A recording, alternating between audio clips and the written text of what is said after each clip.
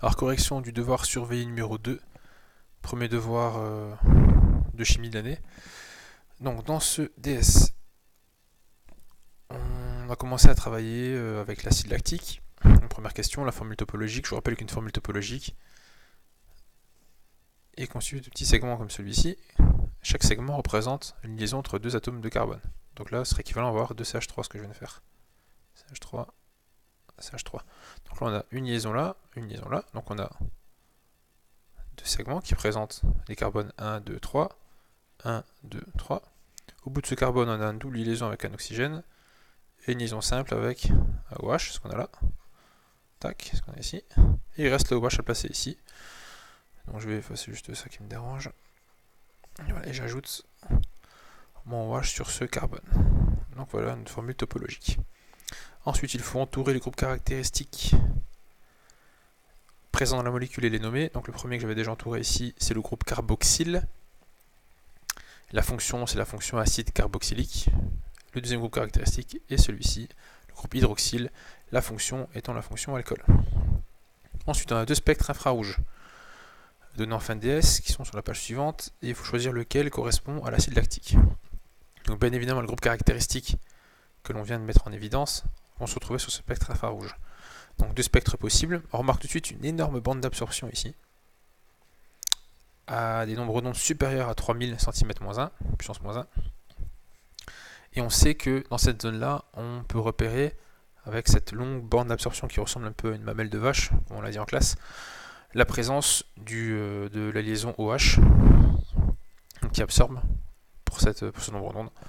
Ce qui nous fait dire que ce spectre est très certainement le spectre de l'acide lactique. Car dans le spectre 2, nous n'avons pas de bande d'absorption, ça donne là.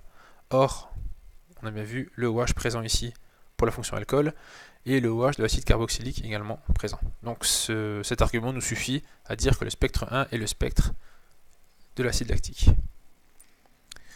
Maintenant, en ce qui concerne le spectre RMN de l'acide lactique, donc on demande le nombre de signaux et leur multiplicité. On rappelle que le nombre de signaux va dépendre du nombre de groupes de protons équivalents, c'est-à-dire des protons qui voient la même chose, voient du verbe voir, hein, voient la même chose de leur position sur la molécule. Donc on a un premier groupe ici, un second groupe là, un troisième groupe là, et un quatrième groupe là. En effet, chacun de ces hydrogènes là isolés voit une partie différente de la molécule. Cet hydrogène voit un O, un C, LiW-O, puis CH, OH, CH3, alors que celui-ci voit OH là, CH3 là, COH ici. Donc les deux ne voient pas la même chose.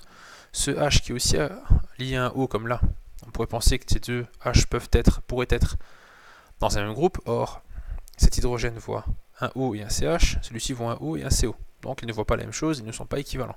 Et enfin, ces trois H liés au carbone sont tous équivalents, quel que soit l'hydrogène sur lequel on se pose, on verra de la molécule CHOH, COH. Donc on a 4 groupes. 4 groupes, ça veut dire 4 signaux. On sait que ces signaux ensuite peuvent se démultiplier, donc possèdent une certaine multiplicité. Ils peuvent être représentés par un pic, par 2 pics, par 3 pics, etc. Et on sait que le nombre de pics dépend du nombre de H voisins. Alors si on prend ce groupe-là, il possède comme voisin ce H qui est là. Donc s'il a un H comme voisin, ça signifie que son signal sera un doublé. Donc on a déjà un doublé.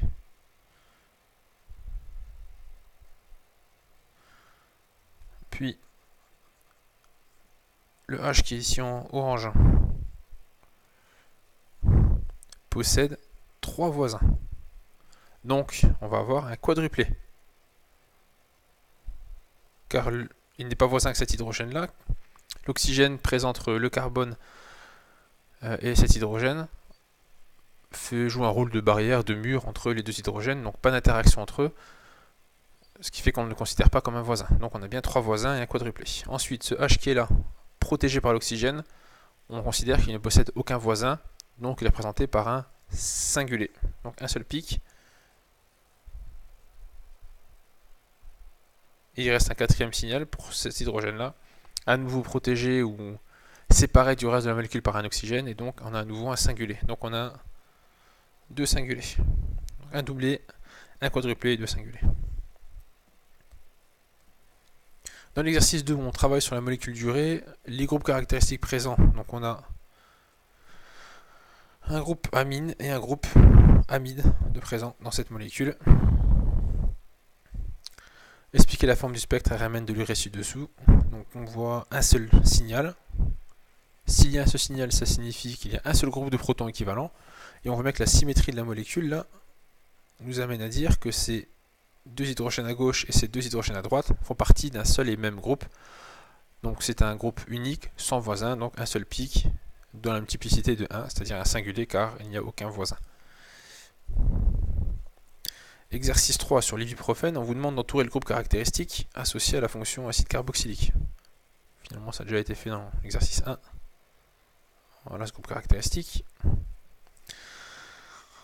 On vous dit que cette molécule est chirale. Et on vous demande d'expliquer la cause de la chiralité en la nommant, en la repérant sur la figure ci-dessous. Donc cette figure, la cause de la chiralité, ça va être un carbone asymétrique présent dans la molécule. Et le carbone asymétrique, c'est ce carbone qui est là, qu'on présente avec un petit astérisque.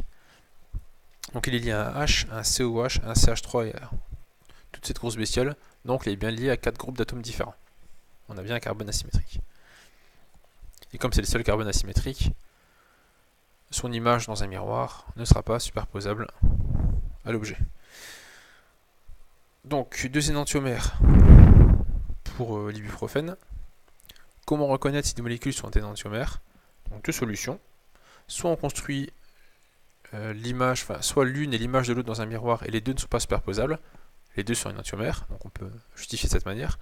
La deuxième manière est de garder les configurations de l'atome de carbone asymétrique. Si la configuration de l'atome de carbone asymétrique a été modifiée d'une molécule à l'autre, ça signifie que les deux molécules sont énantiomères. Si la configuration est la même, ça signifie que les molécules sont simplement identiques, mais qu'elles ont peut-être une conformation différente.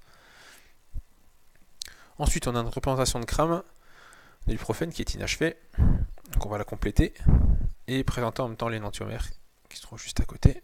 Donc ici, on sait qu'il manque un COH, et là, un H. Donc pour refaire notre énantiomère, en haut on aura la même chose ici, je ne vais pas m'embêter à la redessiner. Donc soit on représente la molécule image dans le miroir, donc COH, COH dans le plan, CH3 qui sortait, donc CH3 qui va aussi sortir du plan, mais dans notre direction, donc vers l'avant, et H qui va vers l'arrière.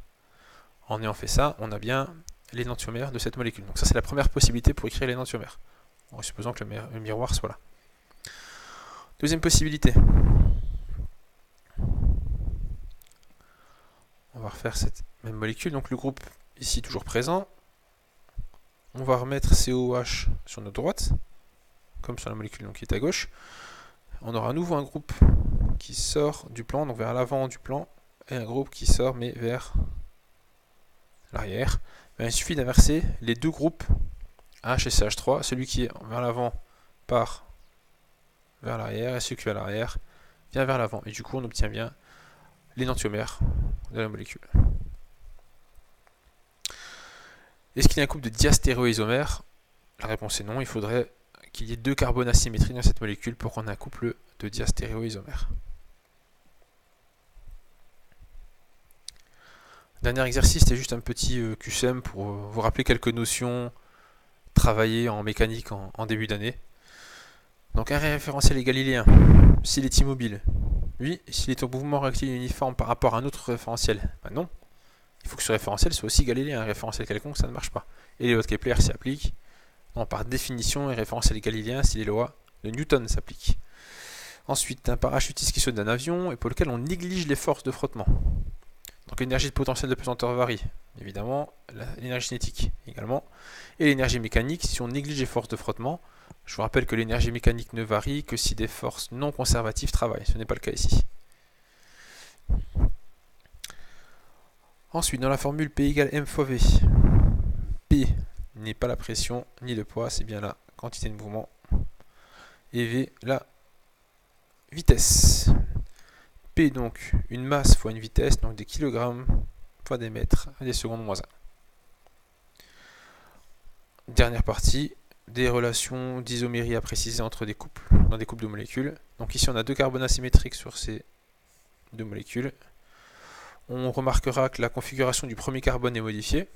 En effet, Br et CH3 échangent leur position. Donc là on a une modification sur le premier carbone. Par contre sur le second, je vous laisse voir ça de vous-même, il n'y a pas de modification de configuration. Donc si un seul carbone asymétrique voit sa configuration modifiée, ça signifie qu'on a un couple de diastéréo isomères. De même ici, on a une isomérie particulière dont on a parlé en classe, une double liaison carbone-carbone. Donc deux possibilités, soit les hydrogènes sont du même côté de la double liaison, soit ils sont de part et d'autre. Ici, les hydrogènes sont de part et d'autre de cette double liaison, donc on a l'isomère E de la molécule, et ici c'est l'isomère Z, car les H sont ensemble du même côté de la molécule. Donc on a des diastéréoisomères.